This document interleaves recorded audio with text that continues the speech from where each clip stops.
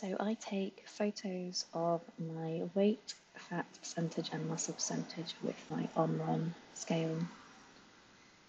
I later enter these into this spreadsheet, and then I have used a formula to convert the percentages into a weight measurement of how much muscle and how much fat. So that is the weight in pounds times by the fat percentage divided by 100, and then the same for the muscle. So that's this formula here. So it uses these two columns. And then I create a graph which plots the weight in pounds and the fat and muscle percentage in pounds. Well, the fat and muscle in pounds, and that is effectively the percentage. So you can see here the muscle becomes a higher percentage than the fat, so the lines cross over. So it's just a really good way of visualizing where your body is at, in addition to taking progress photos and taking measurements using a tape measure. Just a little example, when I first started working out in 2018, around here in August, you can see the lines crossed over fairly quickly, and this at about here you could really see, I think actually no, in November, just when it was really separating out, you could really see the change in leanness in my body as the fat percentage dropped. So this was verified. So, and this changes, you can see these changes in the photos as well. So this is, individually you have to take these measurements with a pinch of salt. The percentages themselves don't really match up with things like DEXA or callipers or the displacement with water type. But as a trend, I find them very useful, and I find it a very handy check against my own perceptions in the mirror, which can be very easily distorted by feelings of fullness, feelings of being bloated. I have quite a lot of.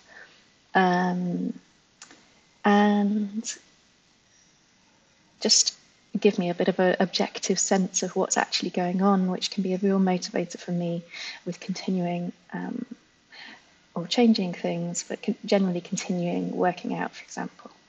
So just in this last little bit here, recently I've been eating a lot of things that I wanted. I have been going to the gym, but I felt like I had been losing some strength, and just my workouts hadn't felt great. So and then I'd been bloated, and I felt like I'd lost some of my progress. And then actually the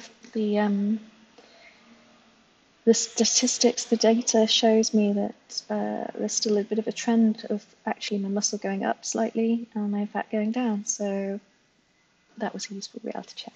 So that actually really helps my mental health for some people. And this is a heads up, this would be far too obsessive and could lead to decline in mental health. Whereas for me personally, it actually helps. So you need to know yourself and know whether this will help you or not.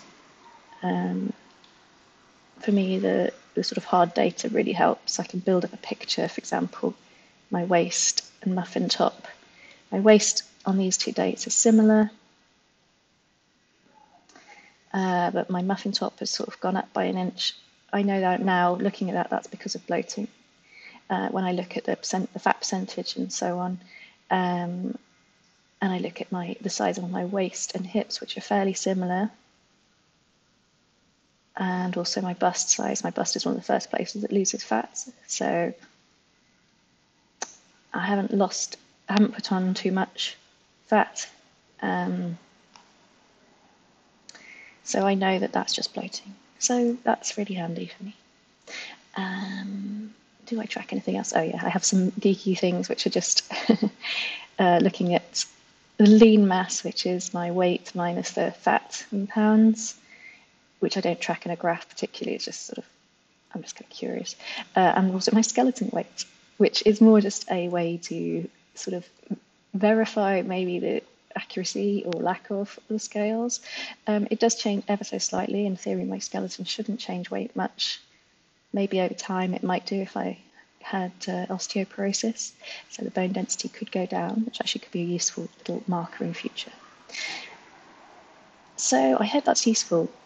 I don't weigh every day. I do it as frequently as possible because I think that gives a much more sort of granular and gradual look at what's happening over time. I will put a link in the description to my progress photos from when I first started training, so around 2018, end of 2018, just so you can see the correlation between these lines. I find it interesting how dismissive people are of the fat and muscle percentage on scales, when actually I think they really do give useful trend lines to see, to verify if what you're doing is working.